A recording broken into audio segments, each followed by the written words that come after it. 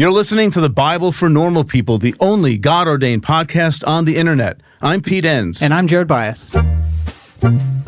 Welcome to this episode of the podcast. And, I thought of calling it Pete Rescues Leviticus because for many, or maybe even most of you, Leviticus is ruined already. But hey, I decided to aim for brand consistency. So here we go. And, Leviticus, I get it, is not the stuff, I think, for most people of morning devotions or a sermon series or like neighborhood Bible studies. I mean, my doctoral advisor told us once in class that if we ever find ourselves as general editor for a commentary series, make sure we get a commitment to Leviticus first, because that's the hardest one to assign. And, it is a lot to wade through, I think. We shouldn't pretend that it's not. And for many people, I think the effort doesn't always have like payoff value. So it's a hard thing to try to get through. And, for those who do dive in, sometimes it's used as an exhibit A for why the Old Testament is boring and irrelevant or downright oppressive, like you can't eat pork, or for some using it to justify anti-gay laws. Sometimes it's just a book that's worth avoiding for many people. And I know it's a hard book to invest in for Christians. I'm not suggesting that it's not. And I'm not suggesting it plays as key a role in Christian thinking as, say, Genesis or Isaiah or Psalms or a number of other books. But if you're interested in understanding something of Israelite religion, okay, not when I say that Israelite religion, it's not just what they believed in the abstract, but what they actually enacted, what they embodied, their rituals. Well, then Leviticus suddenly becomes quite significant. But its placement, the book of Leviticus, its placement in Torah makes it actually hard to miss. It's the central book of the heartbeat of the Hebrew Bible, which is Torah. See, look at it this way, just hopefully this gives a little bit of perspective. The entire action that is in the book of Leviticus takes place at Mount Sinai, and it covers a period of about a month. Now, let's just take a step back. Let's put that in perspective.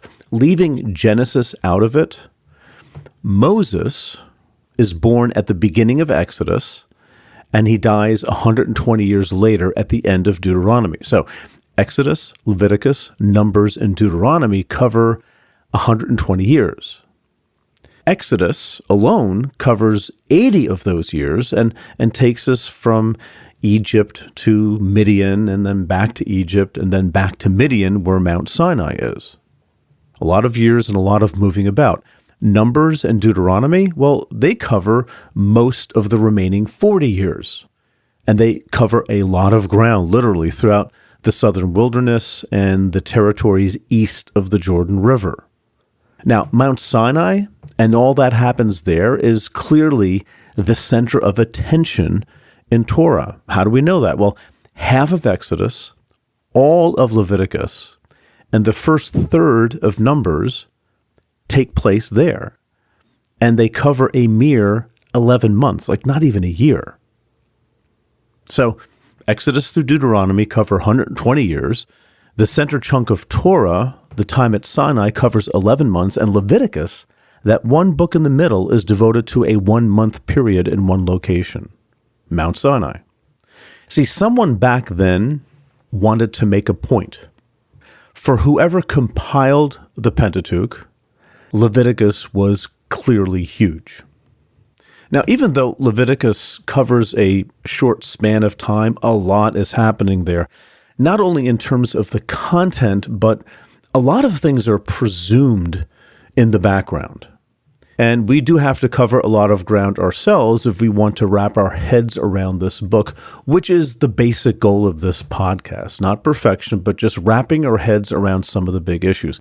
So what we're going to do is hit the highlights concerning things like the structure of the book, maybe take a stab at its date and composition, question of authorship, its theology, what it's saying about God and what it's saying about the Israelite community in relation to God, and a few miscellaneous things. We'll see where this goes. But when I structure our podcast that way, I don't mean to say that we're going to hit these categories one at a time. Unfortunately, and this is true of really, I think, any biblical book we want to dive into, all those issues are actually interconnected. To talk about authorship, for example, you're already dealing with things like structure and theology. But I trust at the end it's going to make some sense. And one last point by way of introduction, like every other podcast like this, I'm going to bring into our discussion here some insights of biblical scholarship. And as always, I want to aim as much as possible for dealing with widely accepted scholarly positions. That way, at the end, you can feel like you have a good sense of what learned and informed people who study this stuff are saying. Of course, there are always in-house debates happening about this and that and the other thing in academic circles, and that's just the way scholarship works. But let's us aim for the middle. Things that you can say out loud if you ever find yourself in a biblical scholar wine tasting party and you don't want to look stupid. Heaven forbid that should ever happen. But anyway, simply quoting a law from Leviticus or anywhere doesn't take into account the historical and the literary complexities which the editors of the Bible had no interest in shielding us from. Becoming a Christian is not about earning points by obedience, but living a faithful life as a Christian is a matter of ever-increasing alignment with the heart of God.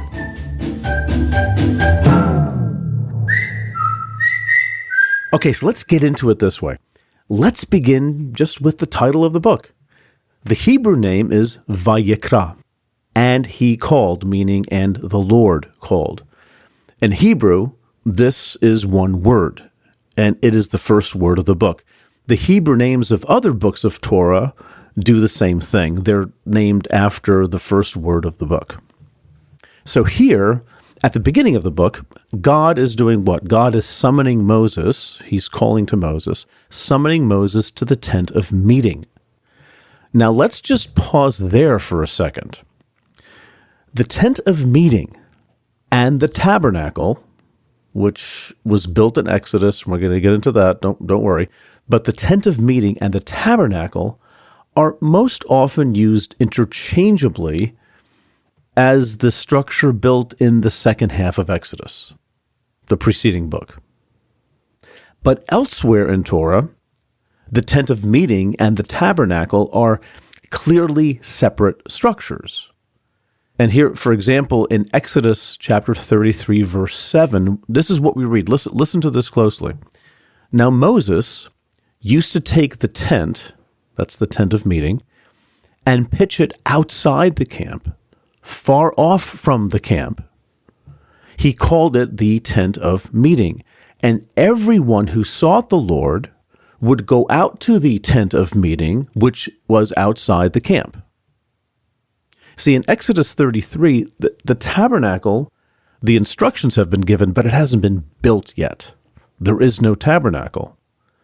But there is a tent of meeting where people would come and somehow receive an oracle from the Lord, however that works. So in Exodus, the tent of meeting and the tabernacle are clearly two separate structures. But in Leviticus, they are one and the same. And the standard explanation for this is that there are, in fact, two ancient Israelite traditions about the tent of meeting. In the older tradition, that's Exodus 33, they are separate structures. In the later tradition, which is Leviticus, they are combined. Now, this later tradition, again, this is the logic of biblical scholarship, and I think it's sound, but there are things here that are certainly debatable and discussable, but here's the basic framework to think about. This later tradition in Leviticus, where they're combined, was composed by a priestly class. Okay, why is that relevant? Well, this might sound like a bit of a cynical interpretation. I don't think that it is. I just think it's realistic. But priests may have wanted to bring all contact with God under their authority. Priests did not have that authority in the tent of meeting in Exodus, But in Leviticus, they're given that authority, and the way to do that is to meld them together. The tent of meeting is as much a priestly matter as the tabernacle is. And again, I think that's a plausible theory. It's more than we know. You can't say this is absolutely true, but it actually dovetails with some other things people talk about when it comes to the authorship of not just Leviticus, but of Torah as a whole, which we're not going to get into here. We do have other podcasts on that issue, though, the composition of the Pentateuch. So anyway, leaving that to the side, isn't Leviticus fun? We haven't even gotten past the first verse, and we're already sidetracked. Because careful reading will raise legitimate questions. Welcome to Adult Bible Study. And these are the kinds of things that modern biblical scholarship, as well as, ancient Christian and Jewish scholarship, they were aware of these details as well. But for us, this is how biblical scholarship really has taken root, is by trying to pay attention to things like this and saying, well, what can explain it? Okay, back to the title. We're not even done with the title yet, folks. This is going to be a 87-hour podcast at this rate. But anyway, okay, back to the title. In Judaism, the book is also called Torat Kohanim, which means instruction for the priests. And Kohan is priest. And if you know anyone, I had a good friend of mine in high school. His last name was Cohen. That means priest. That's an ancient, ancient title that's been around for a very, very long time. But the instructions for the priests, or the instructions of the priests, that's what Torat Kohanim means. We know it as Leviticus, which is, hang with me folks, the Latin version of the ancient Greek title Leviticon. Remember, Greek became the main language of Judaism beginning around roughly 300 BCE. And Leviticon means things pertaining to the Levites. Now remember, from the Hebrew Bible, remember that Levi was one of the 12 sons of Jacob and became a tribe, like all the sons wound up expanding to tribes of their own. That's how the story goes. And remember that Levi was the tribe set apart by God to serve in the holy sanctuary, which is the tabernacle. Later it becomes the temple. That's a side issue, but for right now we're dealing just with the tabernacle. So they're the ones who are going to be dealing with the holy sanctuary. That's the Levite function. And singled out from the Levites, you had the sons of Aaron. Aaron is Moses' brother. And the sons of Aaron would serve as a specific subset of the Levites, and they're called the priests. And that is drawn out in Exodus a little bit more too. And here's the thing, among the sons of Aaron, among the priests, one would serve as high priest. And he had special duties, one of which was officiating over the Day of Atonement, which is called Yom Kippur, which is in Leviticus 16, which we'll get to in a little bit. So to be honest, from an academic point of view, tracing out the differences between Levites and priests and how that got to be is like a whole scholarly thing we're not going to get into. But for our purposes, here's what's worth remembering. All priests are Levites, right? Because Levite is the bigger category. All priests fit under that. But there are Levites who are not priests. In fact, most Levites are not priests. And I mentioned all this because Leviticus, even though it's called Leviticus, isn't about Levites, like in the general sense, as much as it is about priests. Those who do what? Those who are tasked with officiating over the sacrifices. Levites are more helpers. Now, the term Levite, it does appear in Leviticus, but only once. It's all the way toward the end in chapter 25. It's starting around verse 32. Now, Leviticus as a whole is mainly about priestly ritual duties. For what reason? Well, those priestly ritual duties ensure that the communion between God and the Israelites stays intact. And it's also about the responsibilities of the everyday Israelites to do what they need to do to maintain that connection. You see, apparently there were a lot of ways of threatening that connection, along with many ways of restoring that connection once it's broken. Now, I know for a lot of Christians, this will sound instinctively like works righteousness, which Paul doesn't have much nice things to say about, but what Paul's talking about is not any of this stuff we're talking about here in Leviticus, or this may sound like saving yourself by your own effort, but it's not. We'll get into this a little bit later, but remember the Israelites are, in the book of Leviticus, they're already saved.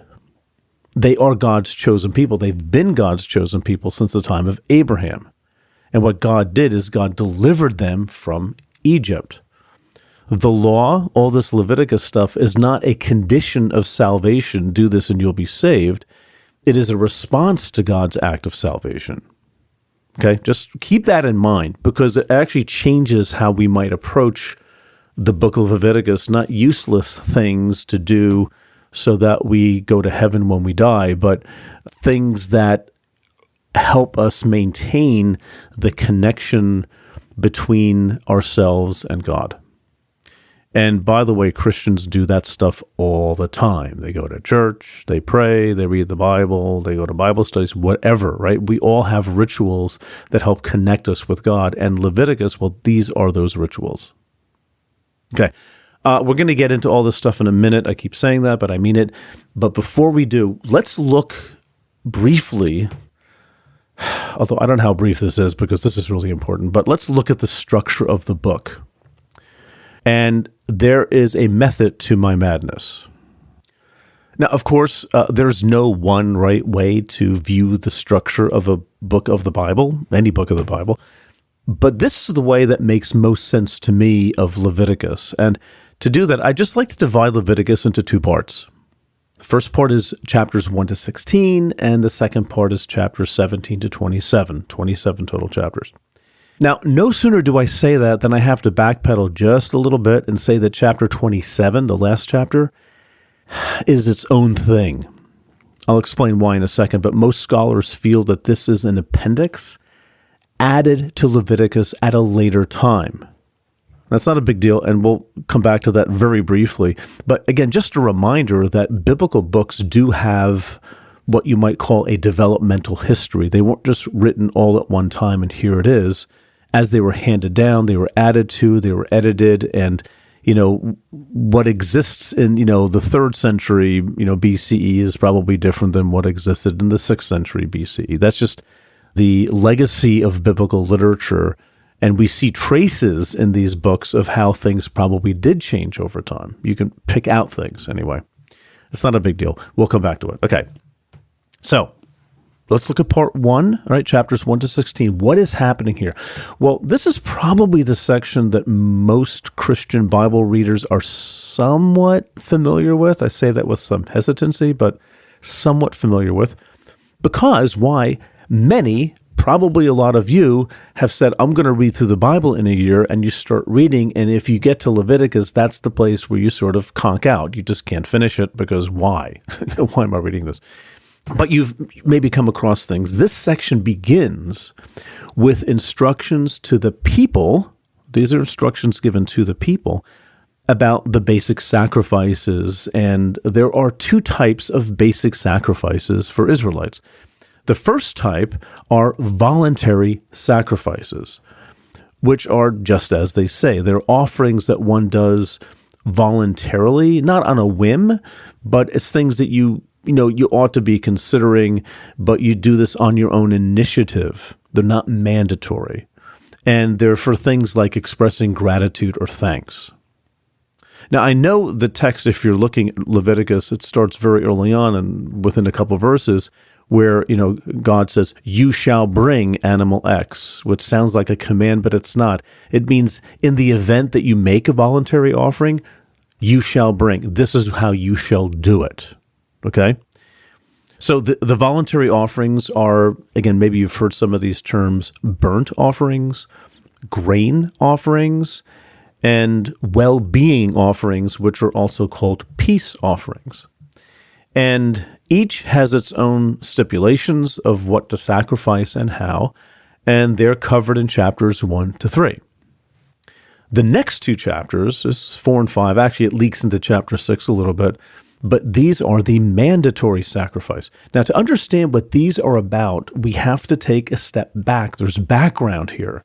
We have to take a step back and understand that the ancient Israelites believed that certain, we'll call them sins, but I don't like that word because it conjures up certain things, especially for Christian readers. But the Israelites believed that certain activities, certain actions, certain contacts with certain things had an effect on the whole community, and especially an effect on the tabernacle and everything in it.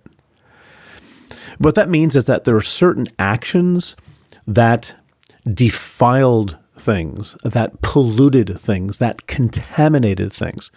These are all good metaphors. There were different levels of sin that affected different areas of the tabernacle, right? This is very important. This is the actions that Israelites sometimes could engage in without even knowing it could serve as a pollutant, as a contagion that could actually affect the tabernacle itself, the holy tabernacle. And some of the actions, as I said, there are different levels of sin that affected different areas of the tabernacle. Some threatened the Holy of Holies, which is the most holy place. By the way, that's what Holy of Holies means. Anytime you see these expressions in the Bible, King of Kings, Lord of Lords, it's the Hebrew way of making the superlative. So Holy of Holies is the most holy place. King of Kings is the most kingly king. Lord of Lords, etc., etc. So, or in the book of Leviticus, the vanity of vanities, the most vain thing, most meaningless thing, okay? So in the Holy of Holies, there are actions that affect that inner sanctum where God's throne is, and then you have the next level out, which is called the holy place, and there are actions that can pollute the holy place, and then the outer court, which is where anybody can be, which is where the main sacrifice is made. And, you have these stages of, and we're going to talk about this too a little bit later from a different angle, but the tabernacle has different stages. It has different quadrants, let's say, and all those things are susceptible to pollution if the Israelites do certain things, and actually inadvertently. That's why calling them sins is difficult, because sins for us usually means something you just do that's wrong. These aren't things that were done that were wrong. These are things that were done that pollute. Big difference, okay? See, the main point of this, though, let's not get lost in the details. The main point is that the pollution, whatever it is, if left unchecked, would threaten the community because it would put a barrier between them and God, which is about the last thing the Exodus community wants, having just been rescued with God, to be in relationship with God, if I can use that word. See, side note, the Exodus, that story is not simply a story of liberation from servitude, like go be free. It was a liberation from Egyptian servitude so that the Israelites could serve God. And Exodus is quite explicit about that. Let my people go so they might serve me specifically on this mountain, Mount Sinai. And that service, as would be the case when you're in service to anyone, that service has stipulations, which is what we are seeing here in Leviticus. Leviticus is not like an annoying legalistic add-on to the Exodus story. It's the culmination of the Exodus story. They are free from Pharaoh, and they are now in God's presence and bound to this God who rescued them. Okay, that's sort of a big overview comment, but again, I think it's a very important one for trying to understand the theology of the book of Leviticus. Well, anyway, these mandatory sacrifices that we see in chapters 4 and 5 are meant to take care of this pollution. And I've read scholars who think of the blood as almost like a detergent, and that's not a bad metaphor. And there are two types of mandatory sacrifices. The first is called the sin offering or the sin sacrifice, or better, I would say, the purification offering, or the purification sacrifice. And that was offered for taking away the pollution that resulted from the unintentional sins of priests and of the people. Now, what those sins are not mentioned, other than it concerns, not specifically, but it concerns anything that God commanded that should not be done. Like think of the thou shalt nots of the Ten Commandments, the things that God commanded that should not be done.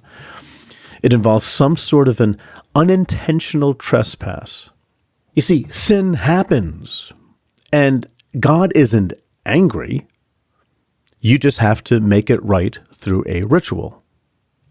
The other mandatory sacrifice is the guilt offering, which is better understood as a reparation offering. Guilt, again, just has certain connotations that probably is not what this regulation is saying. But it's a reparation offering, a paying back to God some compensation for unintentionally misusing holy things, or perhaps unwittingly overstepping a holy boundary of some sort. These things can also include deceiving or defrauding a neighbor. At least that's what we read there.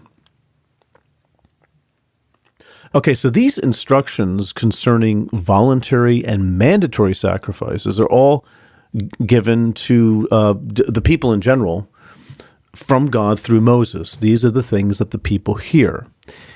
Most of chapters 6 and 7 move on to another topic, which is instructions to the priests themselves about officiating over these same sacrifices, which involves their own sorts of rituals.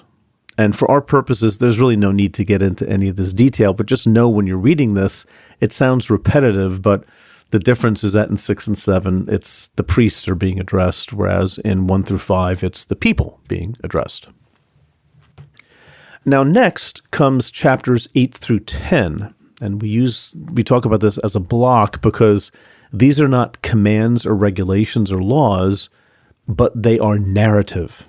So you have a narrative section that sort of breaks up the laws a little bit, and they recount the process for ordaining priests. A very important thing, because they're the ones who are going to be very close to God, doing the sacrifices on behalf of the people, and there's a ritual whereby they are ordained, and it involves an anointing with oil. See, not just kings are anointed, but priests are anointed. Also, some prophets are anointed as well. It's for a special set-apart task that they have to do. So we read about this anointing and also a number of sacrifices that are involved in this ordaining process for the priests. And that's in chapter 8. Chapter 9 is about the ordination of Aaron as high priest. Likewise, it's a big deal, with a number of rituals associated with that. Now, here's the thing. Before we get to chapter 10, I just want to set this up. When you get to the end of chapter 9, at this point, everything is in place. Finally, the tabernacle is completed. The sacrificial laws are arranged. The priest and the high priest are consecrated for their tasks. Everything is in place to begin the worship of God in the tabernacle.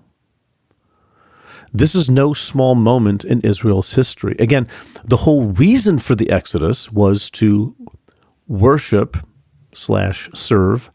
It means the same thing. To worship or serve God on Mount Sinai. And now they are finally ready to do that. In fact, Gary Anderson, who was a guest on the podcast a couple of years ago, Gary Anderson writes that this moment is actually the culmination of the very purpose of creation, of the entire biblical story from the beginning, Genesis 1, up to this point. This is the culmination, finally, the true and right worship of the one true God. Now the world is as it should be, the chosen people worshiping the true God at God's holy sanctuary, at the base of God's holy mountain. You can sort of say heaven on earth if you want to. Keeping that in mind is important for understanding the next scene. In chapter 10, Aaron, remember, he's the high priest. His sons Nadab and Abihu, remember, they're priests. They're not high priests, but they're priests. They're charged with officiating over sacrifices. But Aaron's sons Nadab and Abihu, they offer unholy fire before the Lord. And a better translation is probably unauthorized fire. Nobody knows what that means. At least I haven't found an explanation that I think nails it. But it simply suggests that Nadab and Abihu did something that they shouldn't have done. They somehow overstepped a holiness boundary here at the culmination of the entire history of the world as far as the Israelites were concerned. And as a result, what does God do? He consumes Nadab and Abihu on the spot with fire from above. And I know, that's one of these stories is like, ugh, what kind of a God is this? And that does seem very harsh. And I'm not sure if God actually consumes people with fire. I'm betting on that God doesn't do that. But this is the Israelite understanding of God and of their faith a very, very long time ago. And it seems harsh. But remember that at this moment, creation itself, this is what creation itself has been moving towards since the beginning.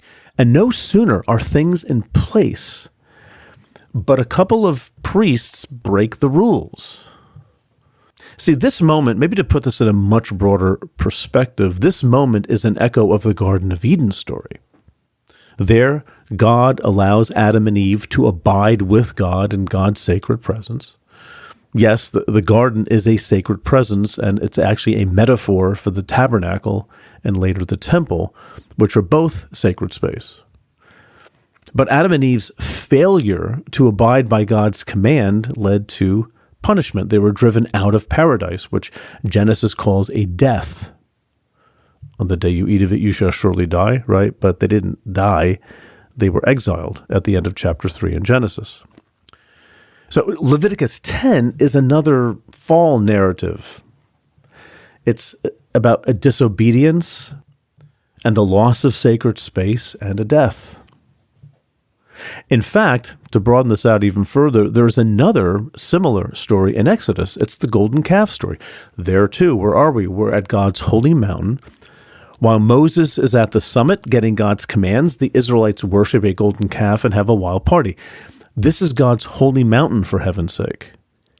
And they're crossing a major holiness boundary. They're worshiping a golden calf. So what does God do? God punishes them for their disobedience by having the Levites go through the camp and kill 3,000 of the people.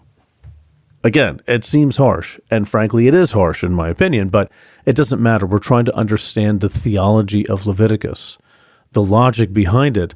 The deaths of Nadab and Abihu were from the logic of Leviticus, an appropriate response for daring to try to ruin everything, even if it was inadvertent. The priest should not have done what they did. You're going to throw everything off the rails. This is a big moment. Now, not to get off the track here, but again, these are little nuggets that I think are very, very important. The Adam and Eve story, the golden calf story, and this unauthorized fire story are all fall stories of Israel's disobedience in sacred space and God's response. You know, the Adam and Eve story is never picked up again after Genesis 5, but in a way it sort of is. Just very indirectly, more thematically, more symbolically, and not literally. And I'm just making a point of this first to show the theological depth and the subtlety of Leviticus, and also to help us not see this story as just weird and mean. In the theology of Torah, this all really does fit together.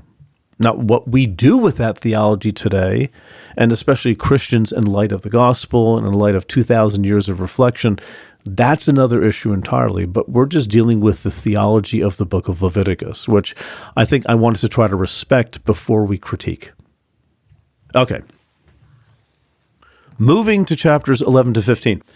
We come to a part of Leviticus that many of you might be familiar with. This is the concepts of clean and unclean, which is where Jewish kosher laws come from. They're based in that. Now, the reasoning behind this distinction of clean and unclean, unfortunately, is not clear. So we're not going to get into all the theories. That would be, a half an hour podcast in and of itself, just ferreting that out. But just know that there are animals that may be eaten and other animals that should not be eaten. That's one thing that we discuss here, what we see here in Leviticus chapter 11. What's interesting, though, is that, we're not told what happens to someone if they eat unclean animals. I'm not sure why. We're only told what happens when someone touches an unclean animal's carcass. What do? Well, if that happens, you have to wash your clothes and you remain unclean until evening. Okay, well, what does that mean? Well, to be unclean means you need to ritually cleanse yourself and then isolate from the rest of the community. Why? Well, presumably because your unclean state is a pollution. It's a contagion. And that's actually a good metaphor for trying to understand this clean and unclean business. Now, the rest of this section deals with matters other than food, like a woman's period of uncleanness after giving birth. By the way, for a male birth, that period of uncleanness is 7 days, which is why circumcisions happen on the 8th day. By the way, remember Jesus' circumcision in the Gospel of Luke? Mary and Joseph come to the temple, and they offer a pair of turtle doves and 2 young pigeons as a sacrifice for Mary's purification, which means after 7 days. And offering a dove and pigeons, well, that's right out of Leviticus chapter 12. Normally, a lamb was sacrificed, unless you're poor, which Joseph and Mary apparently were. So Leviticus makes provisions for offering things that are less costly. Anyway, for female births, it's not a 1-week period of uncleanness, it's a 2-week period. Don't ask me why. The point here, though, is that there is something about blood that renders the woman unclean. And this is a really good example why I'm focusing on this. This is why it's important to get something straight about clean and unclean. Unclean does not mean being in a state of sin. A woman who has given birth or who is menstruating has done nothing wrong, but she's unclean, which means a period of separation from the community along with some sort of offering, one of which is the sin offering. The fact that the offering is called a sin offering, that's probably, at least it has helped promote the idea that the woman is in a state of sin, but she isn't. And that's why, as we saw a minute ago, sin offering is better translated as purification offering, because the point is to be purified from the uncleanness, not to be purified from sin. It's really important to keep that distinction clear. We also, in this section, have 2 chapters on various skin diseases, and then another on bodily discharges that make one unclean. Now, you've probably heard that the Hebrew word leprosy, most study Bibles will give you this information, that the Hebrew word leprosy is actually misleading. Leprosy is a specific skin disease, but Leviticus describes something much broader. So the Hebrew word translated leprosy is tsara'at, and it might be best to just leave it untranslated and just handle this in a footnote, what that refers to, general skin diseases. The discharges, the bodily discharges, deal with both normal and pathological discharges from male and female genital organs. There you go. Not the stuff of family Bible time, but anyway, the same thing is going on here. These people are not in a state of sin. You might remember the woman who had been menstruating for 12 years, whom Jesus heals, right? This is a pathological, not normal discharge. He did not heal her from sin, but from a perpetual state of uncleanness that had her ostracized from the community. She needed to be restored, not forgiven. We are supported by the Good Faith Effort podcast. We might be the only God-ordained podcast on the internet, but that doesn't mean we don't enjoy other podcasts from time to time. And that's where the Good Faith Effort podcast comes in. They explore our favorite questions: what is the Bible and what do we do with it, from a totally different angle. Hosted by historian, rabbi, and pop culture aficionado Ari Lamb, Good Faith Effort brings on incredible new guests every week from the world of sports, pop culture, tech, and academia. Want to hear the former head of publicity at Def Jam Records talk about how Abraham in the book of Genesis helped him see Run DMC in a new light? Want to hear one of Silicon Valley's leading venture capitalists explain how the prophet Isaiah informs her work with startup founders? Well, all we can say is subscribe to Good Faith Effort on Apple Podcasts, Spotify, or anywhere you get podcasts, and listen in to inspiring, fun, crazy conversations about the Bible's surprising role in Western society that you won't hear anywhere else. Now, for some reason, these discharges are important matters. In chapter 15, verse 31, we read that the Israelites are to be kept separate from their uncleanness, which would result in defiling the tabernacle, and it seems even their own death, right? Because if you're not going to take care of the uncleanness in the prescribed way, by going through the rituals of washing and separating and sacrificing, well, then the contagion will eventually get out of hand and contaminate the tabernacle. So if someone is running around the camp spreading his or her uncleanness all over and not caring, they might need to be executed to protect the tabernacle. That's how serious tabernacle purity is. See, it's not about individual perfection. That's another important thing to say. This is not about you have to be a perfect thing and have no problems, but it's more when you're unclean, there are things that need to be done. And thankfully, it's really readily available. It's not terribly hard. It just takes a little bit of waiting and some washing and maybe a sacrifice. That's what they're told to do. Okay. Anyway, which brings us to the last chapter of part 1. This is chapter 16.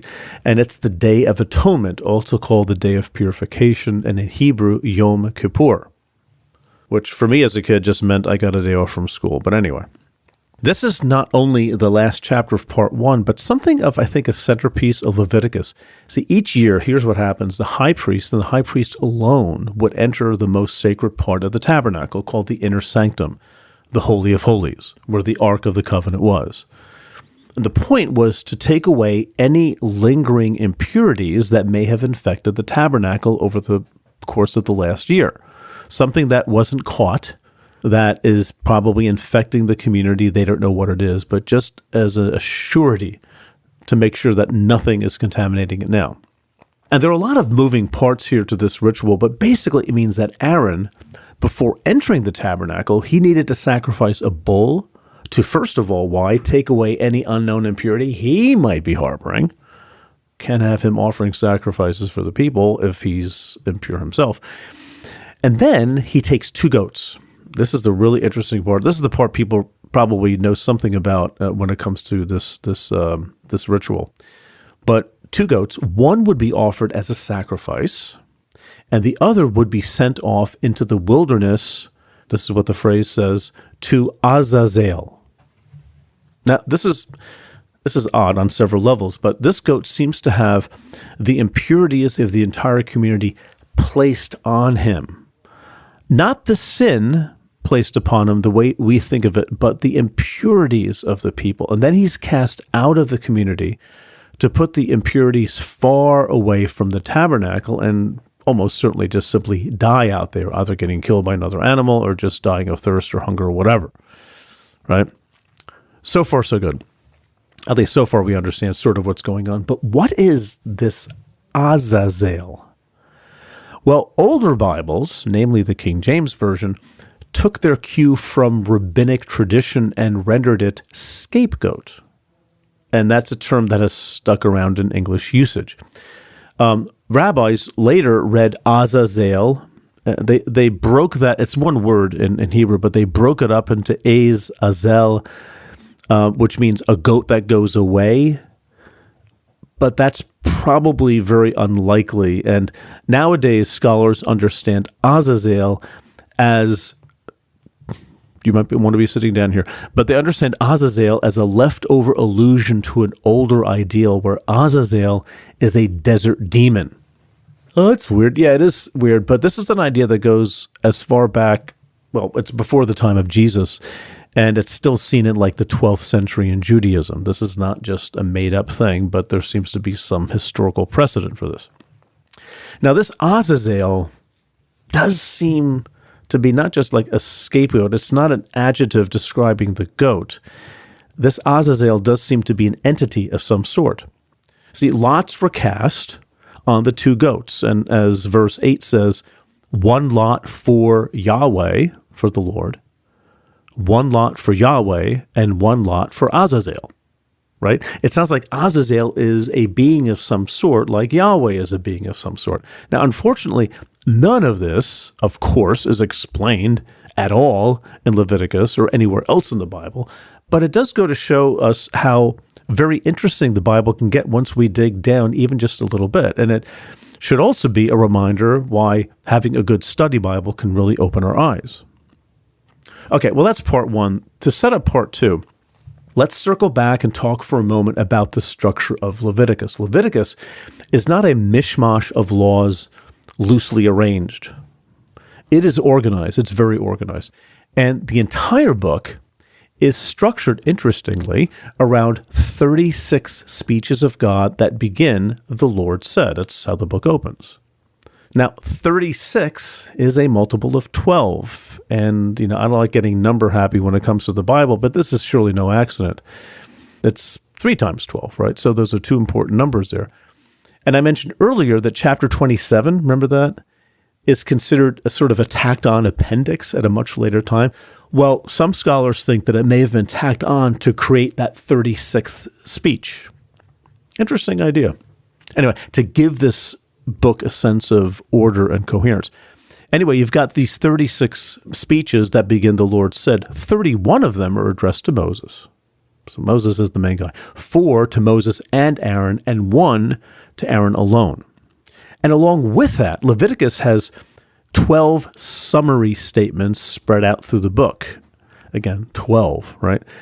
And those summary statements, obviously, they summarize what was just said before, moving on to another topic. They can act for us as like alternate chapter divisions, and that might be a good way for us to read Leviticus, just to shake things up a bit. See, again, get a good study Bible, mark the summary statements, and read it section by section. Maybe that'll help make some sense or get a different kind of flow for the book.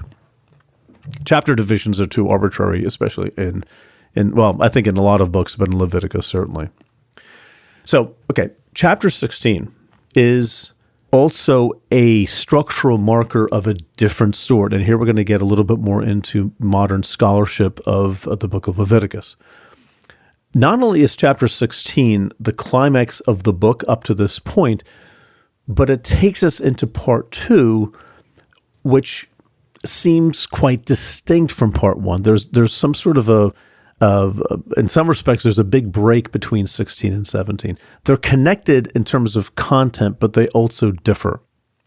And not to dig too deeply here, but you might be interested in listening to some of our previous podcasts that deal with the composition of Torah as a whole to maybe flesh out a little bit of what I'm seeing here. Don't go do this right this second, but maybe as a follow-up if you have nothing else to do, okay? The bottom line, let's just get to the bottom line. The bottom line is that 1 to 16 and 17 to 26, again, leaving 27 off, are widely considered by scholars of all stripes to be the product of 2 different authors representing 2 different legal traditions. 1 to 16 are the priestly edition, which is usually called P for short. And we know this author well because he shows up throughout Genesis and Exodus and Numbers, and he has a distinctive vocabulary and take on things. You really know when you're reading this priestly tradition or this priestly author. Now, chapters 17 to 26 are called by scholars the Holiness Code, H for short. And one big difference between these traditions is that for P, now listen, one big difference between these traditions is that for P, the tabernacle is the sacred holy space. For H, it's the land of Israel as a whole. See, it expands beyond the tabernacle. And likewise, P focuses on the holiness of priests. And you might get that more clearly from another P text, which is the book of Numbers, chapter 6, verses 5 to 8. Don't worry about that here. But P focuses more on holiness for priests, but in H, it's the holiness of all the people. We're going to see an example of that later. So you see, for H, since all of the land is holy, the holiness of the people becomes all the more important because the land, not just the tabernacle, but the land is sacred space. A very big difference between the two, again, P and H, is that for P, impurity, uncleanness, unholiness, I'm using those terms interchangeably, all that is ritualistic, ceremonial, as it's called. Impurity is not a sin. I've said that before. But it keeps you from community and it keeps you from God. And so steps need to be taken to restore that relationship. For H, purity and impurity are more personal, moral matters. See, this is vital, folks. Ritual purity, things like the foods that you eat, giving birth, skin diseases, discharges, etc., and also touching human corpses, are not moral issues. They're not issues of moral impurity. Why? Because, for one thing, they're unavoidable, right? Like childbirth, you can't always, you can't control the skin diseases you get. They're unavoidable. And in some cases, like touching human corpses, you have to bury them, right? In some cases, getting unclean is even obligatory. You can't just leave the body there. You got to bury it. So they're not sinful or resulting from sin. Also, they are impermanent. That sort of ties in with all these rituals we're talking about. You may be separated from the community for a day or for a week or a little longer. It involves some waiting. It involves some bathing, washing of clothes, sacrifice. But something happens where the ritual impurity gets taken away. And these ritual impurities are contagious, right? If unchecked, they accumulate. It's like not taking the garbage out in your kitchen for a month at a time. It starts to smell and it ruins the whole kitchen. The only way to do something is to take care of the uncleanness, right? So if the uncleanness is unchecked, the contagion takes over. And it makes the tabernacle ultimately unfit for the divine presence, which is, again, the whole point of the tabernacle, and which is why you have the Day of Atonement, right? The tabernacle, as being the place for God's presence, is vital for Israelite thinking, for Israelite religion. H, by contrast, is concerned with moral impurity. Moral impurity is a result of a volitional sin. And oftentimes in H, it concerns sexual acts. It includes idolatry and other acts that defile the land and that pose a serious threat to the land that will result in the expulsion of the people from the land, which, by the way, Leviticus knows full well from the point of view of the author already happened, the exile. They were already driven out of the land. And this is sort of H's explanation for that. It's the impurity of the people. The land can't contain you. It's got to throw you out. It's sort of like the garbage accumulating in the kitchen, bags and bags. You just open the window and toss it out into the driveway or something, right? Just got to get rid of it. See, the land here in H is symbolically like the tabernacle and also the Garden of Eden. It's another of God's sacred spaces where impurities cannot be tolerated. So, unlike ritual impurity, the consequences of moral impurity are long-lasting, even permanent. They're not temporary. And because these are not involuntary acts but volitional, there's no means of purifying the offender. The solution, as we see throughout this section, is typically, but not always, death. See, that's how you purify the land. And it's here in H that we see that word, which pops up in a lot of sermons, abomination. The acts are abominable because they pose a threat to Israel's existence in the land. See, one thing that ritual purity and moral purity regulations share, there's one thing that they really have in common, is that both have corporate effects for what individuals do, right? Whether it's moral or a ritual impurity, the act does affect the greater area or the others, the people, or even the tabernacle. It affects more than just the individual. It's not about, again, personal perfection. It's about the effect that you have on the greater whole. And if the impurity is not dealt with, well, you need to deal with it because the consequences are not good. And ritual impurity and moral impurity have different ways of dealing with that issue. Okay? That's a really key point, I think, to understanding just the nature of these regulations in the book of Leviticus, and also the distinctiveness of P and H, which make up the two halves. Okay, let's try to hit a couple of more issues briefly before we end. And one, which I think is fascinating, is the idea of holiness and zones of holiness that we see in Leviticus. See, again, I want to repeat this because it's so important. None of these words like holy, clean, and pure means perfection. They all have to do with avoiding things that make the community and the tabernacle, or the land in the case of H, unfit for God's presence. So Leviticus, in a manner of speaking, is all about how people can be near God and stay there. And the closer one gets to God, the closer one gets to God's presence, the more serious things get. This is one angle on Nadab and Abihu's unauthorized fire, for which they were themselves consumed by fire, right? This happened right after the sacrificial system in the tabernacle was established, right in the heart of establishing God's presence with Israel through the system of sacrifices. This is why Nadab and Abihu didn't just get a stern talking to. So this raises, we're getting to this idea of zones, this raises the idea of zones of holiness and zones of degrees of closeness to God. See, we see this on Mount Sinai. This is really the first place we see it. And think of concentric circles. Only Moses, right, can climb to the summit of Mount Sinai. He alone can be up there in God's presence. Priests and elders, well, they can go part of the way up the mountain. And the people and the altar of sacrifice, well, they remain at the foot of the mountain. That's Mount Sinai. The tabernacle has similar zones. Why? Because the tabernacle is a portable Mount Sinai. God transfers God's home from a mountain to a sanctuary. That's what the tabernacle is.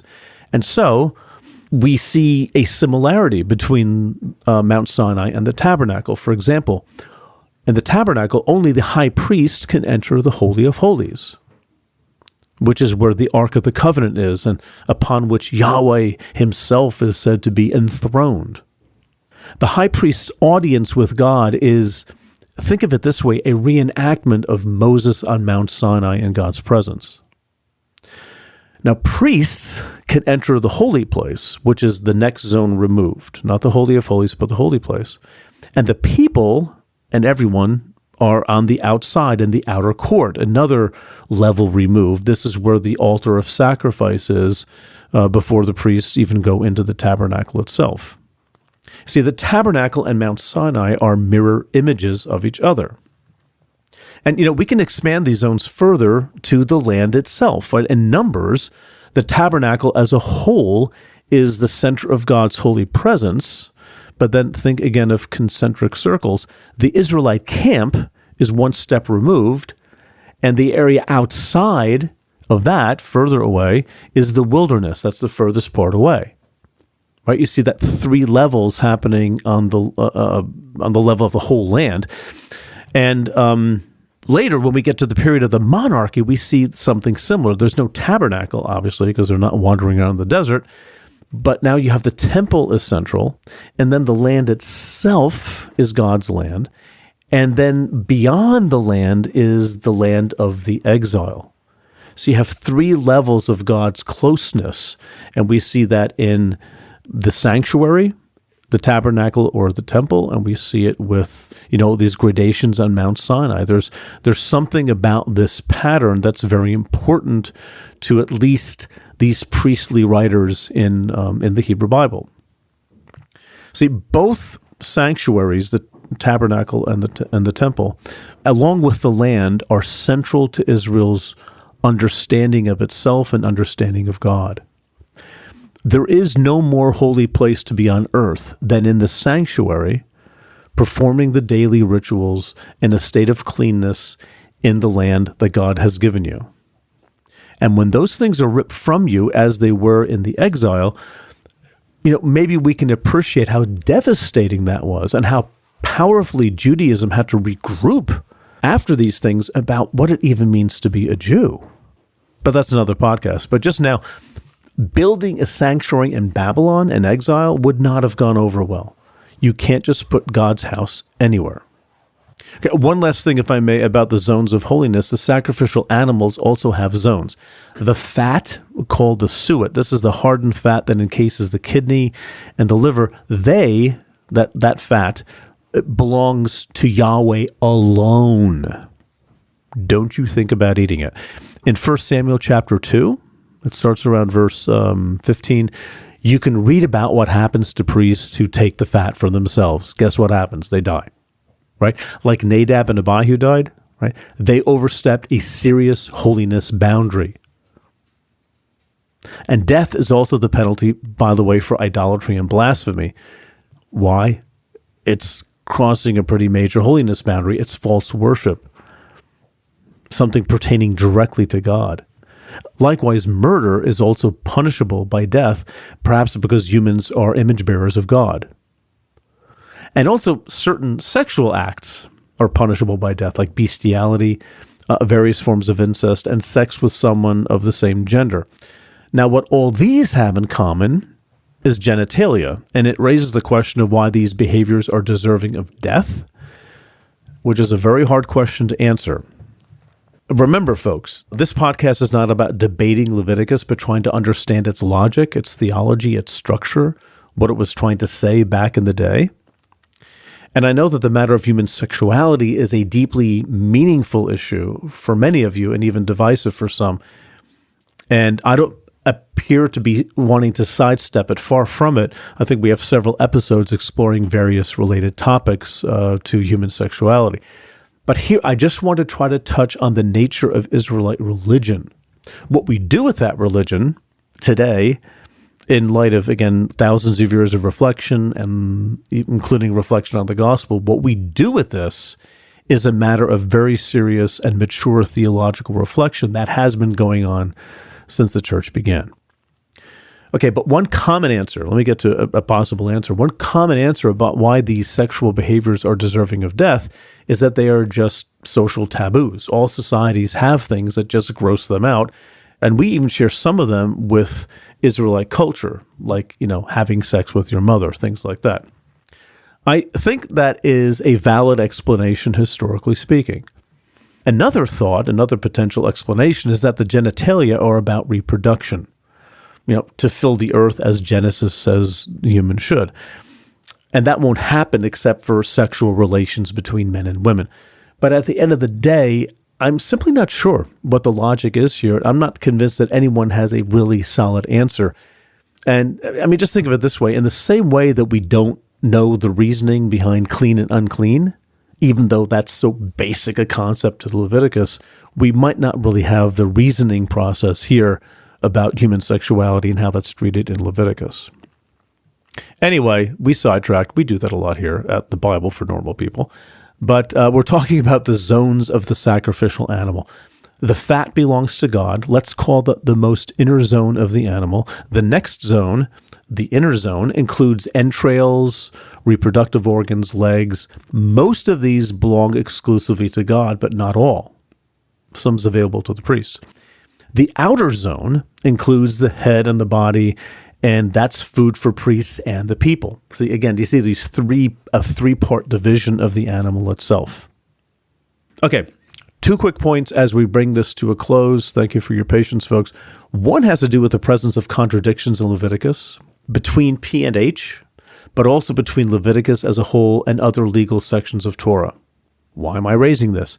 I only raise it because I find it fascinating that a book where God is doing almost all of the talking, giving Israel laws of ritual and moral purity. It's fascinating that this book, of all books, contains contradictory laws and contradicts other parts of Torah where God is likewise giving commands.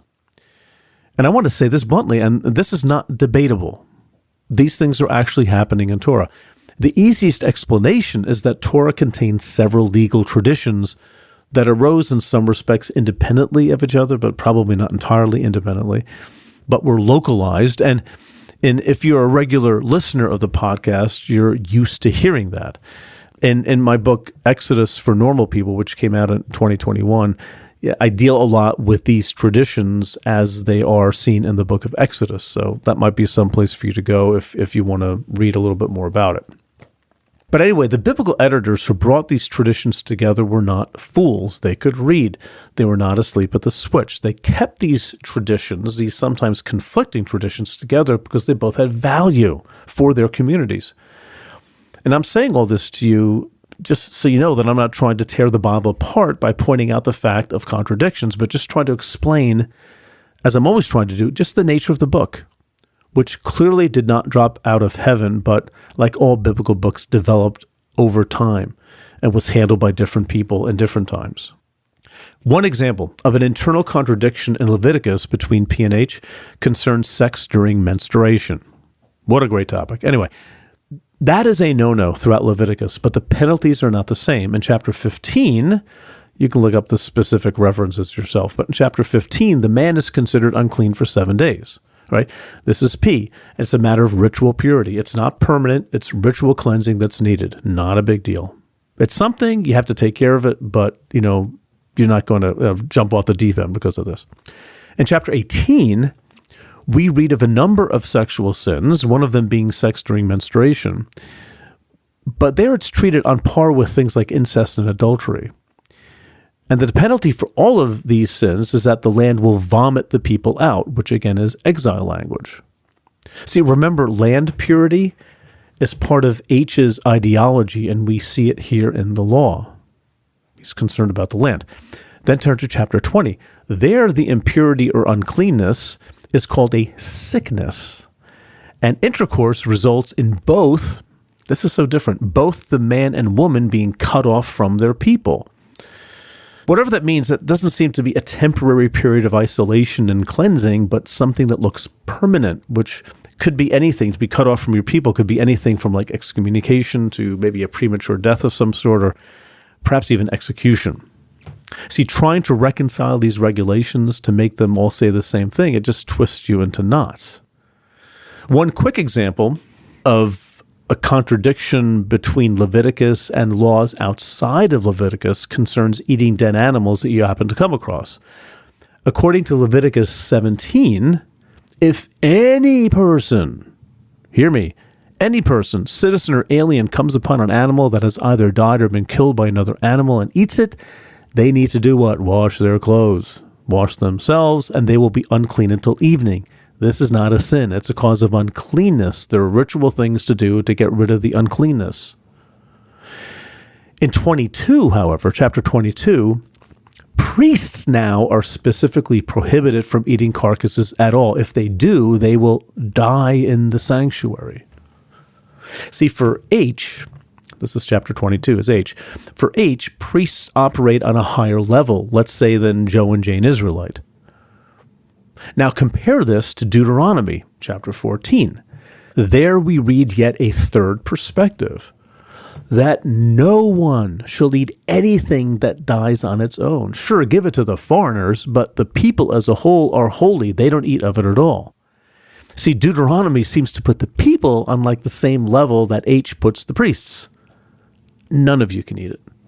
Likewise, Exodus 22, verse 31, prohibits all people from eating the meat of animal mangled by beasts. See, this is just something worth observing, that's all. The act of eating carcasses is presumed to be happening in Leviticus 17, that's P. It's a ritual impurity and therefore not permanent. In H, Leviticus 22, priests are singled out as not being allowed ever to eat a carcass, which is presumed they were able to do back in chapter 17. And then in Deuteronomy and Exodus, this absolute prohibition against eating carcasses includes all the people. No one may eat of a carcass. Now, I've said this in other contexts, but I'll say it here again. If you're bored and want something to keep you busy for the rest of your life, study the law codes in the Pentateuch. There are a lot of puzzles there to untangle. And at the very least, simply quoting a law from Leviticus or anywhere, as if it is what it is and that's it. It's the law and the law is permanent, stuff like that. That kind of a mentality doesn't take into account the historical and the literary complexities, which the editors of the Bible had no interest in shielding us from. Right? Again, welcome to adult Bible study. Okay, one last point, and I promise briefly. The laws of Leviticus as well as the laws elsewhere in Torah, do not exist simply as law codes, sort of like Apple's terms and conditions do, just sort of plopped in front of you. The laws are embedded in a narrative context that begins with creation in Genesis and extends to Moses' death at the end of Deuteronomy. Torah, as a whole, is a story that takes us from creation to Egypt, to Mount Sinai, and to the brink of the Promised Land. Woven into that narrative are Israel's legal traditions. And perhaps one of the bigger lessons to take away from this is the following. And I've said this before, but I want to say it again because I think it's so crucial, especially for Christians to hear. The laws are a response to God's act of deliverance from Egypt. They are not conditions for salvation. Israel was saved by God because they were the chosen people. Let's say they were elect. As the end of Exodus 2 puts it, it's because God made a promise to Abraham to give his descendants the land of Israel. That's why God delivered them. Keeping the law is not the condition for Israel being the chosen people. They always were. Law defines, to use the phrase, the covenant relationship between the rescuer and the rescuees. In other words, to put this in Christianese, laws were not about earning their salvation. Do these things and you will be my chosen people. Rather, you are my chosen people. Now here is how to act like it. And I know that from our perspective, these laws are somewhere between irrelevant and at times morally problematic, but I think the big picture remains that law follows grace. It doesn't precede it. Again, to put that into some Christian language, becoming a Christian is not about earning points by obedience, but living a faithful life as a Christian is a matter of ever-increasing alignment with the heart of God. Being saved by grace does not mean the saved ones have no obligations. Quite to the contrary, these obligations become more serious. That's really not a controversial point in Christian theology, but even if what it means to be aligned with God is not always clear to us, but that's where all the interesting theological discussions can happen. What does it mean to live in harmony with God and God's ways? That's not an easy question to answer, and I'm glad that it's not. All right, folks. So anyway, I hope this has been helpful for you. This has gone a little bit longer than I intended, but I hope, you can pause and do what you want, right? So let me say again, this is important too. We're only touching the surface. If you want to dig into this more, I do suggest at least beginning by simply reading Leviticus with a good study Bible to try to catch a sense of the whole and then perhaps move on from there in your studies. Okay, folks, until next time, see ya. Well, that's it for this episode of the Bible for Normal People. Before you go, we want to give a huge shout out to our producers group who support us over on Patreon. They are the reason we are able to keep bringing podcasts and other content to you. So a big thanks to Jerry L. Lewis, Dr. Isaiah Wilson, Chris Pearson, Esther Goetz, Joan Goodman, Fred Fouth, Eileen Kaywood, Sean Michael Phillips, Rob Buckingham, and Peter Hack. If you would like to help support the podcast, you can leave us a review or just tell others about our show. You can also head over to patreon.com/The Bible for Normal People, where for as little as $3 a month, you can receive bonus material, be part of an online community, get course discounts, and much more. We couldn't do what we do without your support. Our show is produced by Stephanie Spate, audio engineer Dave Gerhardt, creative director Tessa Stoltz, marketing director Savannah Locke, and web developer Nick Striegel. For Pete, Jared, and the entire Bible for Normal People team, thanks for listening. And of course, there's always, I have to do that again, Dave. Lack of subject-verb agreement. Dave, I'm sorry, I need to start that again because an alert went off and it distracted me. I'm going to start with the top of the paragraph. And it's also about the responsibility of... Oh gosh, I don't even know what that last sentence is saying. So what does God do? God punishes them for their disobedience by having the Levites... Sorry, Dave, I just dropped my earbud.